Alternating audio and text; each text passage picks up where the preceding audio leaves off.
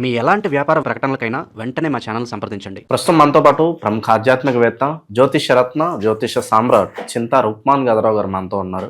మాతృదేవోభవ పితృదేవోభవ ఆచార్య దేవోభవ. ఓం నమో మాందేశ్వరాయ నమః. గురుగారు 2026 జనవరి మాసం విశేషంగా తులారాశి వాళ్ళకి ఈ మాసం ఏ విధంగా కలిసి రాబోతుంది, వీళ్ళు ఎటువంటి జాగ్రత్తలు తీసుకోవాలి ప్రత్యేకంగా ఈ మాసంలో? ఈ 2022 సంవత్సరం జనవరి మాసం తులారాశి వాళ్ళకు గోచార ఫలితాలు, మాస ఫలితాలు ఎలా చూసే ముందు ఈ తులారాశిలోనే రవిగ్రహం ఉండగా పుట్టిన వాళ్ళకి ఎలా ఉంటుందో మనం మాట్లాడుకుందాం. అంటే ప్రతి మాసం ప్రతి రాశికి ఏదో ఒక ప్రత్యేకమైన విషయం చెప్తున్నాం కాబట్టి ఈ తులారాశిలో సూర్యగ్రహం అస్తమిస్తుంది. మేషం అంటే తూర్పు, కరెక్ట్గా 180 డిగ్రీస్ ఆపోజిట్ తులారాశి, అస్తమయం పడమర.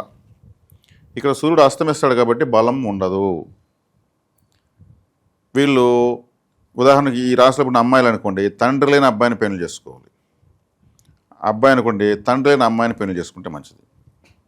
అంటే తండ్రి అయినటువంటి స్థానము అస్తమించింది అని అర్థం.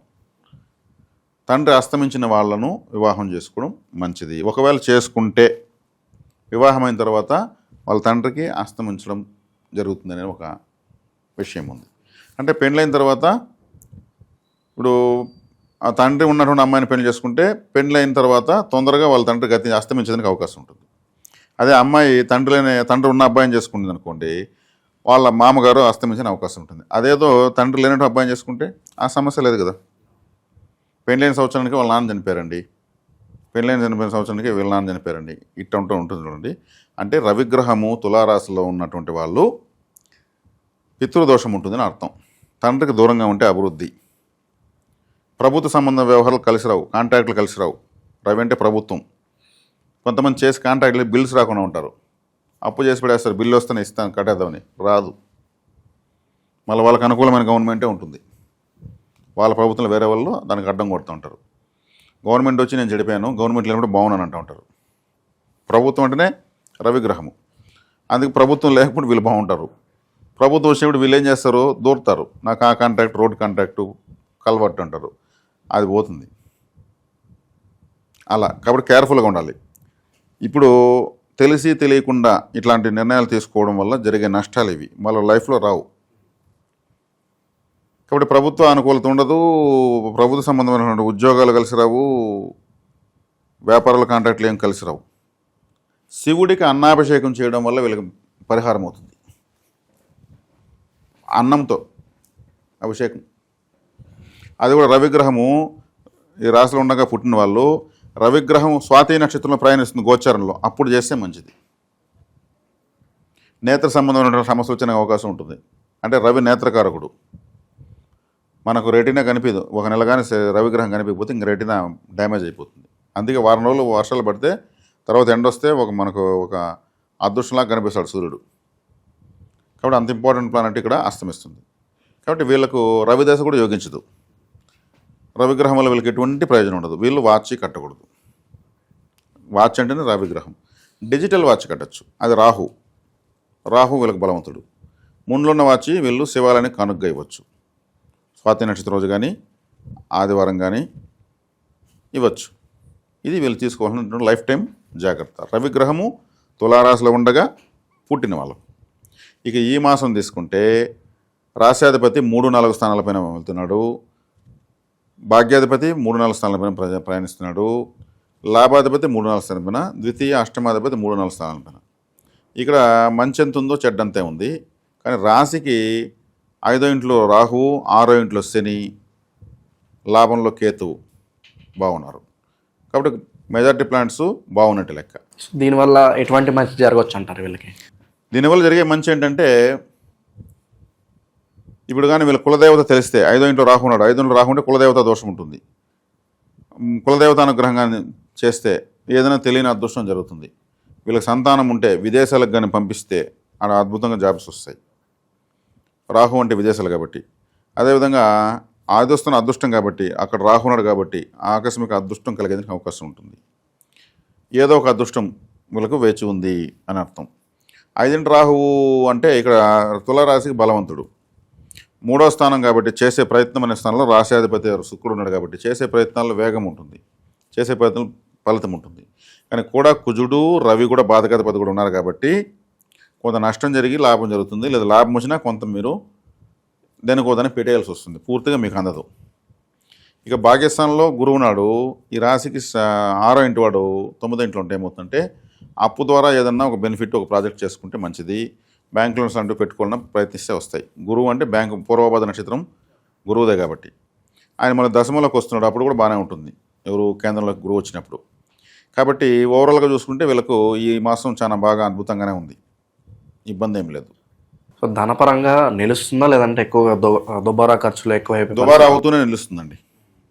రాహు వచ్చే కాడికి ఖర్చు పెట్టిస్తాడు, మిగిలిపెట్టిస్తాడు, రెండు చేస్తాడు. వీళ్ళు సేవింగ్స్లోకి వెళ్ళడం బెటర్. గోల్డ్ స్కీమ్స్ కానీ ఇంకేతర ఏదైనా స్కీమ్స్, ఆర్డీలు, ఎఫ్డీలు, మ్యూచువల్ ఫండ్స్ ఇట్లా వాటిలోకి వీళ్ళకి అమౌంట్ కానీ ఆదాయాలు వచ్చిన తర్వాత అట్లా స్ప్రెడ్ చేసుకోవడం మంచిది. లేదనుకుంటే ఇందులో కష్టాలు పడుతున్న వాళ్ళ అమౌంట్లు వస్తే అప్పులు తెచ్చుకోవడం మంచిది. ఇప్పుడైతే మాత్రం బాగానే ఉంది. శని గ్రహం 6వ ఇంట్లో ఉంది, మంచిది. 5లో రాహు మంచోడు. ప్రధాన గ్రహాలు వీళ్ళకి అనుకూలంగానే ఉన్నాయి. ఇంకా ఆ రాహుతో శుక్రుడు బుధుడు కలుస్తారు, మళ్ళీ శనితో కలుస్తారు గోచరంలో. శత్రువుల నుంచి విశేషంగా ఉన్న ఇబ్బంది ఏమైనా ఉంటుందా? అధికంగా శత్రువులు ఉంటే ఏం చేయాలంటారు? శత్రువులు అధికంగా ఇప్పుడు శత్రు విజయం అయితే ఉంటుంది. శనేశ్వరుడు 6వ ఇంట్లో శత్రుస్థానంలో ఉన్నాడు, శత్రువులు ఏం చేయలేరు. రాహువు వీళ్ళకు 5లో ఉన్నాడు, నిర్జించేదానికి శక్తియుక్తులు అన్నీ ఇస్తాడు. విశేషమైన శత్రు బాధ ఉన్నప్పుడు మేము మామూలుగా వ్యక్తిగత జాతకంలో చెప్తా ఉంటాను నేను. వైనాశిక నక్షత్రం అది ఒకటి ఉంటుంది, వినాశాన్ని కలిగిస్తుంది. ఆ వినాశక నక్షత్రంలో శత్రువుల పేరు చెప్పి దుర్గాదేవి ఆరాధన చేసి శత్రువులు నశించిపోతారు.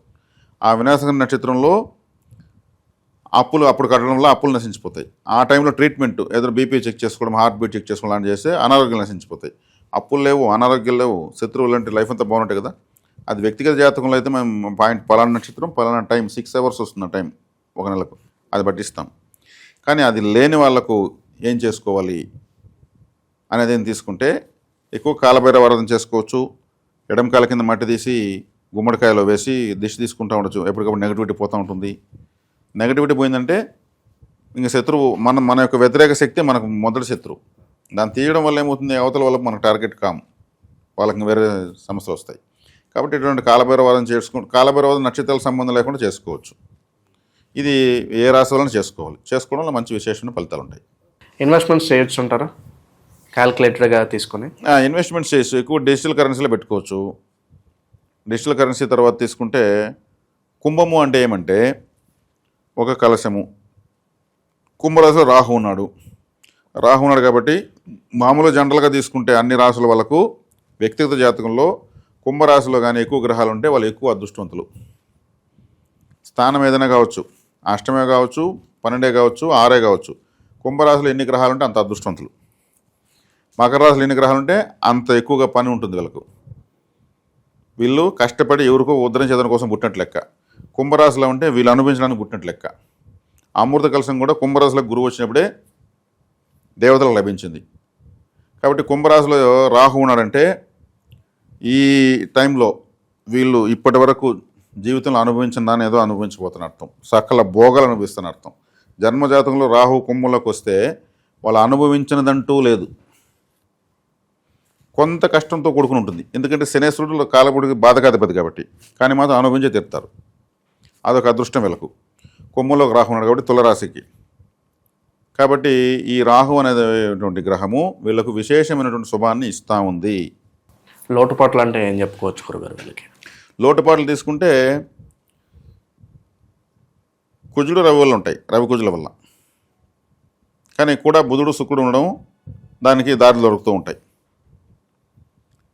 ఇక తీసుకుంటే గురువు 9లో ఉన్నాడు, బాధకాధిపతి అంటే శత్రుస్థానాధిపతి 9లో ఉన్నాడు. ఆయన అప్పు చేపితే రెడీగా ఉంటాడు, అప్పు కావాలి తీర్చేస్తాడు. ఇప్పుడు ట్రై చేస్తే అప్పు దొరికిపోతుంది. దాన్ని ఉపయోగకరంగా ఖర్చు పెట్టుకోవాల్సింది మీరే. దాన్ని ఉపయోగకరంగా ఖర్చు పెట్టకపోతే తిరిగి కట్టేదానికి ఆదాయం రాదు, మనీ బర్నింగ్ అయిపోతుంది. మనీ యూస్ అవ్వాలి. యూస్ అయిందంటే అప్పుడు దానికి తిరిగి కట్టచ్చు.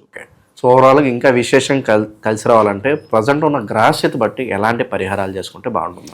దుర్గారాధన, దుర్గాదేవి ఆరాధన చేసే కూడా అదృష్టం పెరుగుతుంది. అదేవిధంగా ఇక తులారాశికి ద్వితీయమైనటువంటి రాశి వృశ్చిక రాశి. వృశ్చిక రాశి అంటేనే ఏం చేయొచ్చు అన్నప్పుడు అంటే ఇక్కడ సుబ్రహ్మణ్య స్వామి ఆరాధన చేయొచ్చు. సుబ్రహ్మణ్య స్వామి భుజంగ స్తోత్రం కానీ, సుబ్రహ్మణ్య అష్టకం కానీ, ఆయన యొక్క కవచాలు కానీ ఎక్కువగా చదవడం వల్ల, క్షేత్రాలు ఎక్కువ తిరగడం వల్ల విశేషమైనటువంటి ధన సంపదను సంపాదించుకోవచ్చు, ఎటువంటి సందేహం లేదు.